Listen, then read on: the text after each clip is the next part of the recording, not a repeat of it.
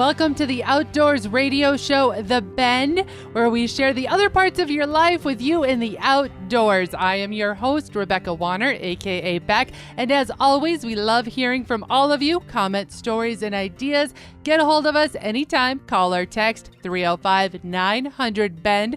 That is 305-900-2363. Or you can always drop us an email to bendradioshow@gmail.com. Joining me as always is my producer, sound engineer, and co-host, Jeff Tigger Erhardt. Happy New Year, everybody. And thank you for continuing to ride along with us as this marks not just 2023, but our third year of doing the Bend Outdoors Radio Show. So thank you, everybody, for all of your support. In the spotlight today is the National Park Service. With more than 400 national park sites across the country, 2023 could be the year of your great adventure.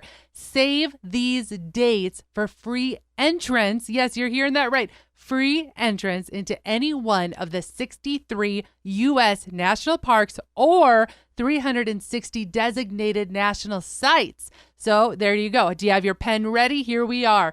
January 16th already, there'll be a free day. That is also, it happens to be Martin Luther King Day. The next one is April 12th. This also marks the first day of National Park Week. Then we head to this summer, August 4th. Consider the anniversary of the Great American Outdoors Act. September 23rd is considered the National Public Lands Day. And lastly, November 11th, which is also Veterans Day. So all 5 of these dates, you are free with entrance. Just remember, though, that that does not cover any activities you may do inside of the parks. But regardless, with these 5 free entrance dates, hopefully this will get your wheels turning in your mind to encourage you to all visit one of the national park sites or memorials near or far away from you. As well as if you think you're going to be visiting some of these national sites for more than one day, or you may be traveling to several different national parks this summer, you might want to consider purchasing the America the Beautiful Pass. Those are on sale as well. You can head to the National Park Service website for those.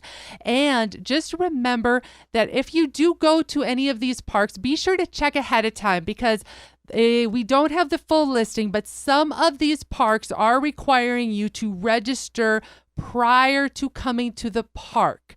Other than that, we hope that you have a great time. You take the family, you grab the grandparents, the kids, everybody, head to those national parks. And always remember to be wise while you're hiking in. You can remember the buddy system. Let people know where you are heading, when you expect to be back. And if there is anything when you're out hiking, if you pack it in with you, make sure you pack it back out. We hope you have a blast this summer or this next whole year planning your park season. Our first story takes us to California. New year, new occupation. Mark Cleary of Redondo Beach, California, has started up a business as a personal trainer for dogs. He has a treadmill in the back of his van, which allows him to run dogs without having to worry about the dogs running away. The cost to have your pet walked is $45 for a 30-minute training session. And apparently, this idea is going bonkers because many people are using Cleary's service due to the increase in coyotes in the area around Redondo Beach, California. So depending upon the size, I'm doing some math here. Depending upon the size of the van that you have, if you had 3 or 4 treadmills going on all at the same time, this guy could be making several $100s an hour. At first, I was going to make a comment about this, as you probably saw me snarl. But then when you said the dollar amount, and I'm running the numbers on this, I think this guy's on something. I would say so, too. Several $100s an hour. And the folks that are using his services, they feel that this is a much safer option than actually walking their dogs because of the increase in coyote activity in that area. And just to note, he does go and put a leash on each dog and ties them to the treadmill so that they are stuck to, yes, you could probably, if you really figured out the math and the square footage of your van fit a couple of those treadmills in the back. No, seriously, could you imagine if you show up a little enclosed trailer, say a 7x14, a common size enclosed trailer? I tell you what, I think wheels are turning, aren't they, selling Tigger? everything, and we're getting in the dog. And you're saying this because I believe you brought it up, 2 weeks ago or 3 weeks ago, that there has been the increase of coyotes in not just California, but in other parts of the country as well. Is that right? That is true. That is true. I have been bringing that up here and there because I've been hearing on the wire, especially as cities have expanded, urban areas have grown out, that coyotes are becoming less and less scared, and they are coming into city limits, into towns, scavenging. I know around the holidays, there was a lot of chatter going on about being careful when you discarded your leftovers from the holiday meals, things like that, because the coyotes were not afraid. Honestly, they're getting used to the people, the traffic, and life as it is today. Now for this next bit, this is something that's going viral on TikTok, and you're going to want to check it out because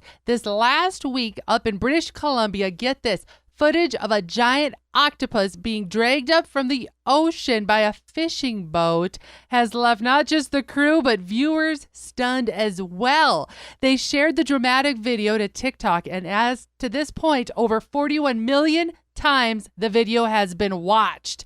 It was filmed during a fishing expedition off the coast of Vancouver Island in British Columbia, Canada, and writing alongside the clip, the videographer wrote, "Today's catch caught us."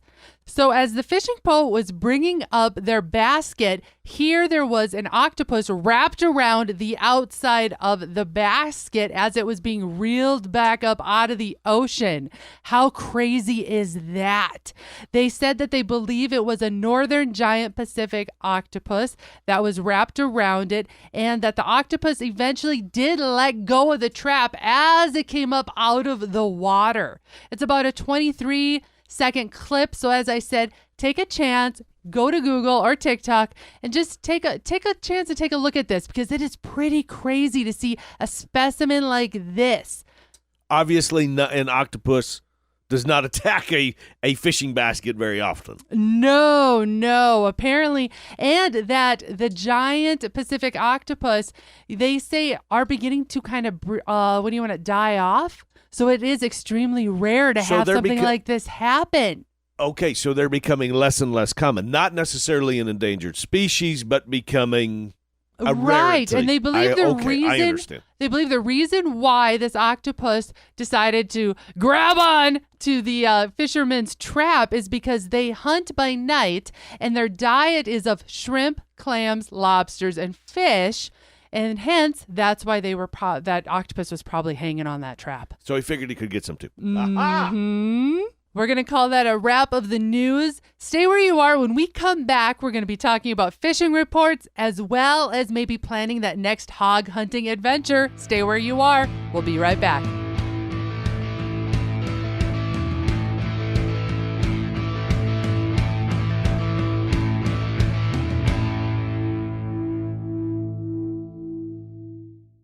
Pro rodeo fans, watch the Cowboy Channel anytime, anywhere with PRCA on the Cowboy Channel Plus. Live stream the Cowboy Channel or watch your favorite PRCA rodeos on demand. Classic PRCA rodeos added weekly. Get the PRCA on the Cowboy Channel Plus for only $9.99 a month or save 25% by signing up for a full year. Visit CowboyChannelPlus.com to sign up and start streaming today. OverTheEdgeOutdoors.org, a nonprofit providing veterans and active service members with opportunities to hunt and fish at no cost to them. For more information or to donate, check out OverTheEdgeOutdoors.org. Again, that's OverTheEdgeOutdoors.org. Passionate about hunting, conservation, learning, and encouraging others? Watch Buckstorm on YouTube. Weekly videos about what it's really like hunting the Black Hills. Regardless the trophy or left empty-handed, Buckstorm on YouTube shares the real stories. Subscribe today, Buckstorm. Waterfowl, turkey, deer. ToxicCalls.com offers all of the various styles of calls needed to take your hunt to the next level when you create quite simply the most real sound yet. American made to boot. Order today, ToxicCalls.com. Join the Celebration Nation. Never miss another national day. From National Pretzel Day to Junk Food Day, be notified about contests, coupons, and prize opportunities. NationalDayCalendar.com. Never miss a reason to celebrate every day.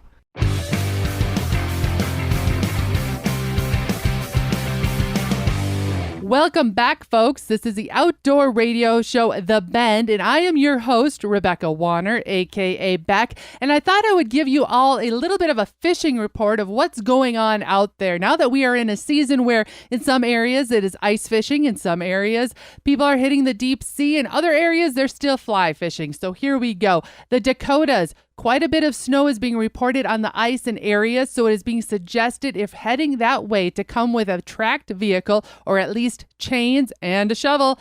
Bite has been decent with most days producing a mixed bag of walleyes, perch, pike, and catfish. Most fish on the upper Lake Oahe are coming out of 25 to 40 foot depths on either a Binks Pro Series spoon tipped with a minnow head or even a whole minnow and dead rod setups with a tail-hooked minnow or chub. I want to give a big thanks to Loeb's Lake Oahe guiding service for that little tidbit. Now we head to northern Minnesota, Lake of the Woods area. Anglers have been reeling in a mixed bag of fish caught on the south side of Lake of the Woods. Most fishing is taking place in 25 to 32 feet of water. As is common this time of year, fish are moving deeper. An array of small fish plus some slot walleyes, fish in the size length of 19.5 to 28-inch range, and saugers of all size are being caught. There are a nice number of eater-sized fish in the lake providing nice action and good fish fries. Other fish being caught are big eel pout, jumbo perch, pike, tillibees, and an occasional sturgeon. Now heading south to much warmer waters or areas of the world, we're talking the Florida Keys. Cold temperatures definitely did slow down the fishing the last week of December, but there are definitely some strong fish that have stuck around. Some nice snook, redfish, and trout are back in the Everglades holding in deeper water. In some of the sun-fed shallow flats, sailfish action is definitely heating up with reports of 2 releases each day. Mahi are also scattered about with some nice fish being caught. Kingfish bite is on fire. Blackfin and skipjack tuna are also present, making for a fight and great eating. Fishing should continue to get better as the months ahead heat up. Now let's talk fly fishing hotspots. Norfolk, aka the North Fork of the White River in Arkansas, is seeing great action, as well as the Chattahooga River, otherwise known as the crown jewel of trout fishing in South Carolina. Then heading west to California, it is being reported that the lower Sacramento River, where the conditions for fly fishing continue to be good, even though the stream levels are below normal, their hatchery steelhead are still being caught. Now, if you have an outdoors field report that you would like to share with the rest of us, we welcome you to give us a call or a text anytime and send us in that report. The phone number again is 305-900-2363. Again, that's 305-900-2363. All right, now, Tigger, throw your headset back on and join us for this portion. As we've all turned the calendar over, and many of us are getting excited as we are starting to look ahead to the adventures we're planning to go on in this next coming year. We all know that we have to either maybe put in some time away from work, or some of those adventures need to be actually booked out ahead of time. And with that, I thought it was a bit exciting that Field and Stream magazine, in case you haven't seen it, but they have released the 5 best states for hog hunting in North America. And the reason I'm bringing this up, and I know, Tigger, you'll appreciate these statistics and just learning a little bit more, because it deals with the U.S. Department of Agriculture, where they have reported that feral hogs now occupy, get this, 35 states, and they cause roughly $2 billion in damages annually. And I'm surprised it's not more than that of what they cause in damages, because they can really destroy a piece of ground in a very, very, very short period of time. Exactly. So now you're understanding why they're considered as an invasive species in some place. Okay. To many of these areas. And that is why maybe you might want to take the time to plan a hunt for such animal. I know that's something neither of us, Tigger nor I, have been able to do yet, but it is on our bucket list. I would love to do this. This would be a lot of fun. You know, it is common in other parts of the country where they are fighting the invasive species of the domestic hog that is now feral, that there have been people and farmers and ranchers and landowners that are paying people to come out and to try to eradicate some of these feral hogs from their operations. Exactly. Cool. So here we go. The top 5 states. California first. California, by the way, just passed new legislation that does away with bag limits. They're lowering the hunting license fees and opening the door for legislation to consider night hunting for hogs. That's a big one for that Cool. state. Congratulations, California. Next on the list is Florida. Now, check with Florida Fish and Wildlife for areas that allow hog hunting year-round. That's a possibility there. Notice how you're going from one part of the country all the way to the other part of the country. Okay. Exactly. Now, let's head a tick north to Georgia. Regulations in Georgia are being considered as relatively relaxed, and they do include a year-round season, no bag limit, and night hunting. Ooh. And then staying in that southeast area, next on the list is Alabama, just to the west. According to Alabama DNR, wild hogs are present in all of the state's 67 counties. And again, see why we're calling this an invasion? I get it. It's estimated that hog hunters will find more than 750,000 acres of public ground to hunt as well. And then now, lastly but not least, Tigger, can you guess which state is the number 1 with the largest population of hogs? I'm going to say Texas. You got it. Exactly. It is estimated that half of the feral hogs roaming in the southern half of the nation have invaded Texas. They're saying they're occupying every county in the Lone Star State except El Paso, which is way up in the west in the panhandle over there.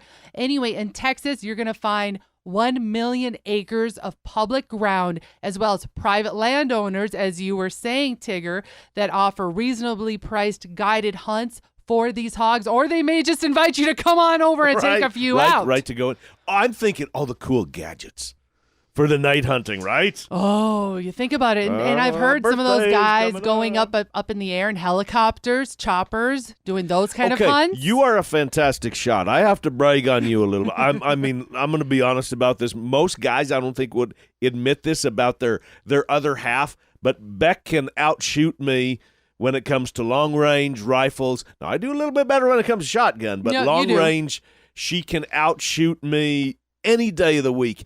I would love to see what you could do in a helicopter.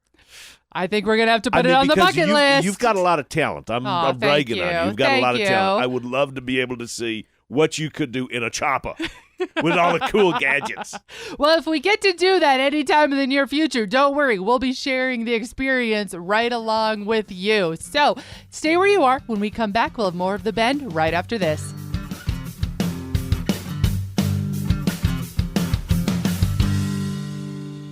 The hunt is planned, the guide is booked, the trip is blocked off in the calendar, but one huge detail remains, preserving that trophy, creating a memory that will last a lifetime. Little Rack Taxidermy has that fast, friendly service to fulfill your taxidermy in a timely, professional manner. Reach out to Heather with Little Rack Taxidermy through Facebook at Little Rack Taxidermy or send an email to heatherjoe23@hotmail.com. Little Rack Taxidermy, bringing back the natural look. Shooting ducks, skinning bucks, I'm a hunting princess in a pickup truck.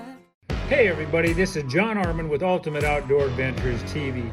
Join us every week as we travel the back roads and backwaters in search of the ultimate outdoor adventure. You can find us on KOTVchannel.com, YouTube, and our local stations. National Day Calendar, where the world celebrates every day. We are the official National Day Calendar that covers all of our favorite things in life. Subscribe today to National Day Calendar and never miss a reason to celebrate every day. Still Christmas shopping? We've got one for you. Detelli Outdoors, apparel designed by hundreds of women for women to get outdoors and hunt. Makes the perfect gift. Use promo code HOLIDAY 2022 and receive 20% off at checkout. Beck has their gear. She loves their gear. It is second to none. DeTeleOutdoors.com, DITALE, DeTeleOutdoors.com. Welcome back to the Outdoors Radio Show, The Bend. I'm going to sneak over here because Beck is making her cheeseburger. I was going to almost say pizza. Her cheeseburger soup. It's kind of a cold day, and we're big soup eaters in the wintertime. And I'm always complimenting you that your soup is fantastic. And you are, I'm going to start this out. I'm going to lean over your shoulder here. You are browning. Are you actually browning that in the Instant Pot? Is that what you did with the ground beef? That's exactly what I did. Yes, I'm making my cheeseburger soup because I know how much you love it, Tigger, on a cold, chilly day. And what I love about the Instant Pot is you only end up with getting one dish dirty. That's it. So before I browned my burger, first off, I threw in a little butter, some of my Worcester sauce, along with a whole onion chopped up, and then raw minced garlic. To me, that's kind of the secret of it, to really let them all cook together, meld. And you did that before you put the burger in. But you didn't ground it. You didn't brown the burger before you put it in. You're actually browning it in the Instant Pot. That's absolutely right. Yes, after those other ingredients have all had a chance to kind of cook together, those onions start softening up. Now's when I just threw in the burger, and I'm chopping it inside the kettle as I'm going because this Instapot has different settings. For example, right now I'm using the saute setting, which allows me to brown it real nice before I put it onto a high setting just to let it cook like you would a soup. Let it simmer. I'm kind of fast paced. I'm fast tracking it. But I would assume that the key to this is having the burger thawed before throwing it in the Instant Pot, right? Oh, absolutely. Absolutely. Yes. If you have your burger thawed already, it takes only a matter of a few minutes to get this all rolled together. Now that my burger is all nice and chopped, I'm going to add in about 3/4 cup to a cup of pickle juice. That's my secret that I add in there. And then once it's all nice and cooked together here, after an hour or so, I will then add in cream cheese, some other cheddar cheeses, things that you think that you like on your cheeseburger to mix it all together and have a cheeseburger soup. So you will actually you're waiting to add the cheeseburger components, the soup and the sauces. You're going to let the burger just sit and simmer in its own juice for a while before you're putting the other stuff in? That's right. I'm going to add in about another 2 cups of just water so that it is more like soup, and it's going to sit here and cook. But I'll let it cook for about an hour or so before I add in the cheese. That's the key. You don't want to really boil the cheese too much. So I like to let everything else cook and then add the cheese in, let it melt, mix it up real well, and I should be ready to serve in about an hour and a half. I don't think that the Instant Pot should be intimidating by any stretch of the imagination because I'm going to say it's the modern day Dutch oven. And when we Dutch oven cook, everybody gets really intimidated by it. And you literally throw everything in a pot and you cook it. I mean, it's that simple. So an Instant Pot is the same way. It's the modern day Dutch oven that you can obviously use inside, and people shouldn't absolutely not be afraid of it. At first I was too, because I didn't know, okay, what setting should I have it on? But it's honestly one of the simplest gadgets. Ours stays on the countertop pretty much all year long. Absolutely. It is the one kitchen gadget. You know, there's 1,000 kitchen gadgets out there that you buy and then you end up selling on your next rummage sale. But the Instant Pot is the one gadget that I have had for years now, and I swear by. I love it. I cook my roasts in it. I cook my soups in it. You can't go wrong. And what we've noticed is on some of the cuts of meat, on maybe some of the roasts, where if people just get tired of that same old roast beef flavor, right? We've thrown them in the Instant Pot, and we've just thrown a lot of different sauces in an experiment. And what I thought was so neat is you can literally take the frozen roast and throw it in, and you don't have to do anything and just throw some other sauces and check it a couple times in an hour and it's done. You're absolutely right. And I love how you just brought that up, because sometimes there's those other cuts that are very tough and they're hard to get them tenderized. That stew meat sometimes can be really chewy and hard. Throw it in your Instant Pot. It instantly tenderizes everything. And that is all, folks. We're going to call this show wrapped. Thank you to my producer and sound engineer, co-host Jeff Tigger Erhardt. And remember, as we kick off the new year, we sure do enjoy hearing how all parts of the country are doing, and we invite you to call or text in your area's field reports. That number again is 305-900-BEND. Again, that's 305-900-2363. And as y'all keep making those new memories, be sure to keep sending in those pictures by email to bendradioshow@gmail.com and always tagging at The Bend Show on social media. We love hearing and sharing your life with you. We want to see it all. If you missed part of this episode or you'd like to hear past shows, you can find them all on the website, thebendshow.com, and be sure to subscribe on your favorite podcasting app. Looking to change things up for your next event, conference, or awards banquet? Think about having us, Tigger and Beck, entertain your crowd. From MCs to event headliner, public speaker, to acting as host couple, let us make your gathering extra special. From ranching, cattle, hunting, fishing, camping, and rodeo, plus so much more. By the way, did you know Tigger is a PRCA Pro rodeo announcer and we are music directors too? Plus, Tigger is also an auctioneer. Try thinking of spicing up your next upcoming fishing tournament. How about having us, Tigger and Beck, auction off a fishing Calcutta to add to the excitement? Regardless the crowd, we have the stories to share with the laughs to be had.